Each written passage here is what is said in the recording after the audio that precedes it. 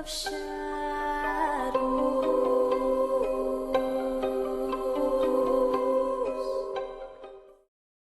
Hi my angels, it's Hailey Reese, and for today's video we are once again going to be diving into a documented case of possession, and that is the case of Elizabeth Knapp. Ever since I did the video on Annalise Michelle and her tragic case of possession, I've gotten so many requests from you guys to dive into another case of demonic possession that has been documented. And so for today, like I said, we're going to be diving into the unfortunate case of Elizabeth Knapp. So Elizabeth Knapp was actually born on February 21st, 1655 to her father, James Knapp, and her mother, Elizabeth Warren Knapp. Now it is important to note that in 1658, when Elizabeth was just 3 years old, her mother suffered kind of a mental breakdown of sorts because she had just lost her infant son, which was the only sibling to Elizabeth. And this really triggered her, and it was deemed as though she was unable to really get over the loss of her son. She was actually jailed for railing and troublesome behavior. And I quote, "Sometimes weeping tears she could out of herself speak not a word to any. Sometimes weary others with much speaking." Some found this to be a really important factor in the life and the upbringing of Elizabeth Knapp because it may actually later prefigure Elizabeth's fits and could even be a sign of hereditary mental instability. So a lot of people thought that it was important to note that at just a shy age of 3 years old, Elizabeth was seeing and in the presence of her mother suffering from an extreme mental breakdown. So when Elizabeth was around 7 years old, her family would move to Groton and begin to prosper. And around September of 1671, when Elizabeth was just 16 years old, she would actually become the servant for the household of Reverend Samuel Willard. Now this too was actually within Groton, Massachusetts, and it was around this time that Elizabeth really began to show signs of demonic possession, was while being the servant of Samuel. Now, Samuel Willard would actually take note of Elizabeth's possession within his journal,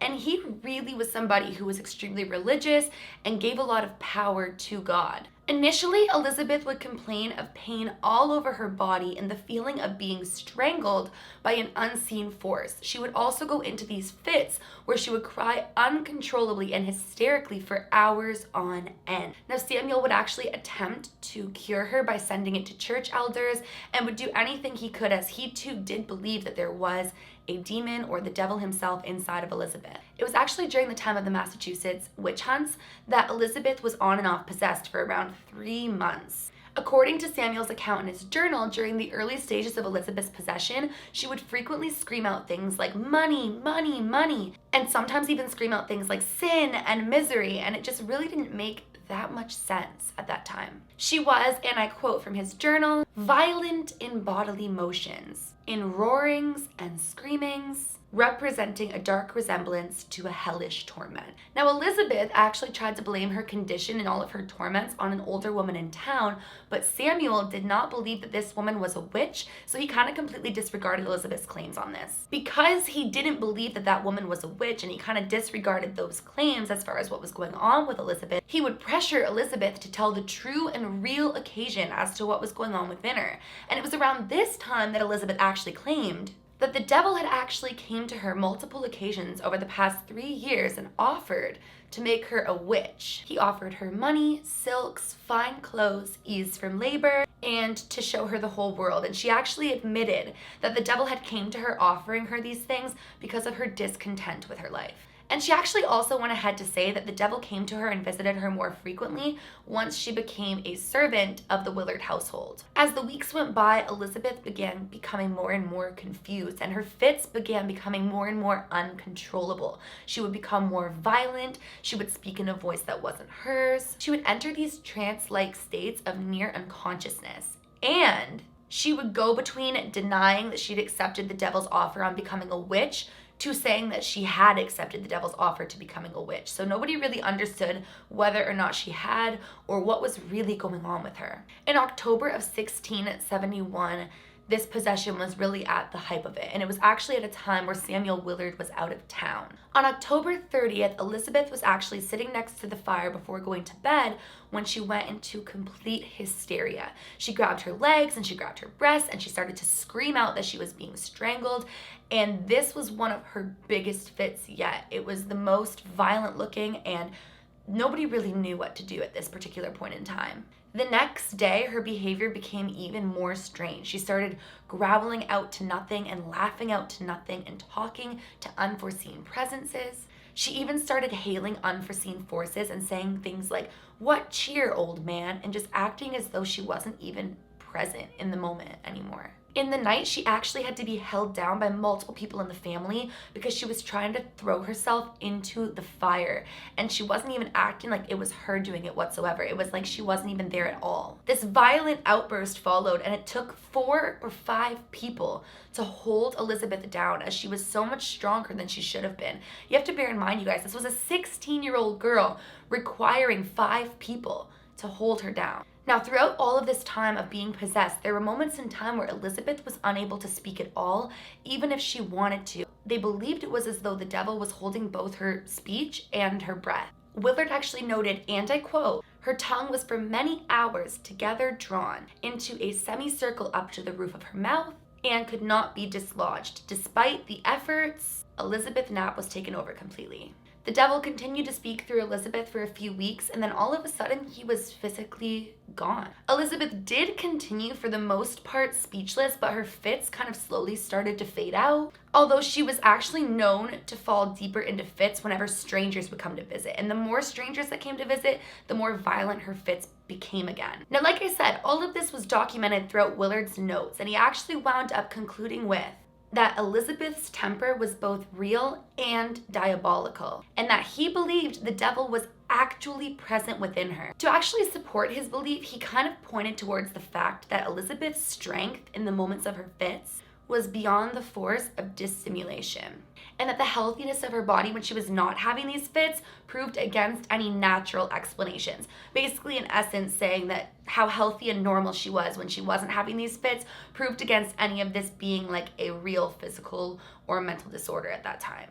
Because why would it come on and off in such a manner? That was what he believed in that moment. This is where things get kind of interesting though, you guys, because in his attempt to prove that the devil was within Elizabeth, he actually claimed that when the voice spoke within her, it was this dark, demonic voice that he didn't believe Elizabeth could naturally make, and her mouth and vocal cords did not move when this voice came out, and her throat swelled up to the size of a fist.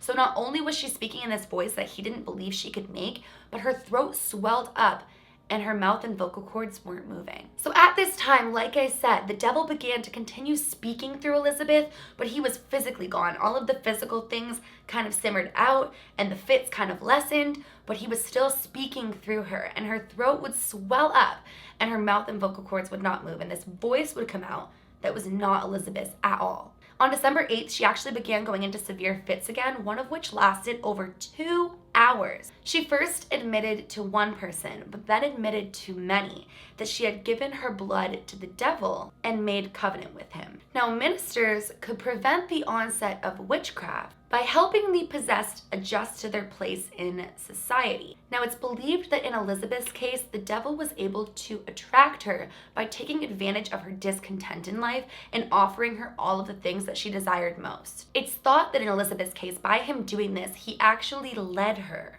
to think about committing other sins that were associated with witches at that time. But it's actually thought and believed that the devil was not able to win her completely. When not possessed, Elizabeth was actually both respectful and appreciative to the man who was both her minister and master, but the minute that she was under demonic possession, she began becoming hostile and violent and disrespectful towards him. So it was a complete switch between when she was present and when she was taken over. Interestingly enough, it's believed that Elizabeth's possession gradually ended in January and that she never officially became a witch. She was never considered to be a witch. It's thought that she became a Puritan and lived out her life.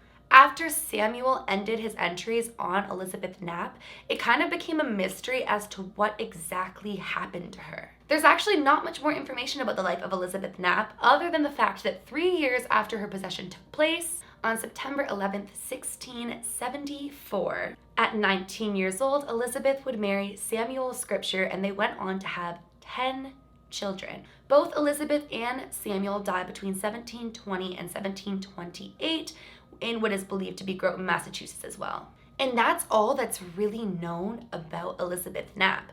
When the entries stopped, people believed that the possession stopped, and she did go on to marry and have 10 children. But what I found particularly interesting about this case is that there really was no exorcism. I couldn't find any information on her being exorcised. I really couldn't find any plausible explanation for the possession to just gradually end. I know that Samuel Williard was extremely religious, and I do know that he continuously called upon priests and anything that he could to cast out the devil, but not much else is known about Elizabeth Knapp. Now, modern medicine has actually casted an interesting light on this particular case because many believe that Elizabeth was suffering from the early onset of adult Huntington's disease.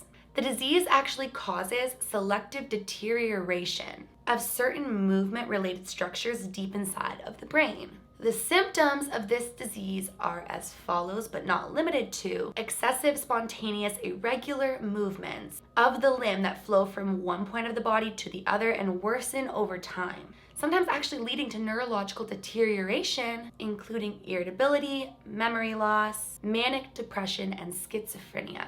So on goes the debate as to whether or not Elizabeth Knapp was truly possessed by the devil or if she was dealing with a condition of the brain, or rather a disease of the mind. It's really difficult to say as this entire case is based off of the recounts and the journal entries of somebody's personal experience. So it would be as though I'm putting my experiences into a diary of sorts, and that's to be interpreted in the future, as this did happen so long ago. But there are many people who believe that Elizabeth Knapp was in fact possessed by the devil, that the devil lured her in by her discontent and lack of happiness in her life and her desire for more, but that he was never able to fully get her. So she was able to go on and live a healthy, happy life. What do you guys think of the possession of Elizabeth Knapp? Do you guys believe that it was a disease of the mind, or do you believe that Elizabeth Knapp was in fact possessed? Let me know in the comments below. Either way, I do think it's an interesting case, and the fact that her master at the time wrote out in his journal all of the experiences that happened, and we kind of got to hear it firsthand from his experiences, is really interesting and intriguing to me. But whether or not Elizabeth Knapp was truly possessed is up to each person. So I really want to hear what you guys think of this case. And that is it for today's video. If there are any other cases you guys want to see me cover, make sure you go ahead and let me know in the comments below. And that is it for today's video. If you guys are new to my channel, or you are just not yet subscribed but you do enjoy my videos, please make sure you go ahead and click that subscribe button, and please give this video a big thumbs up if you did enjoy it. Remember, my loves, do all things with kindness, and until next time, I love you guys.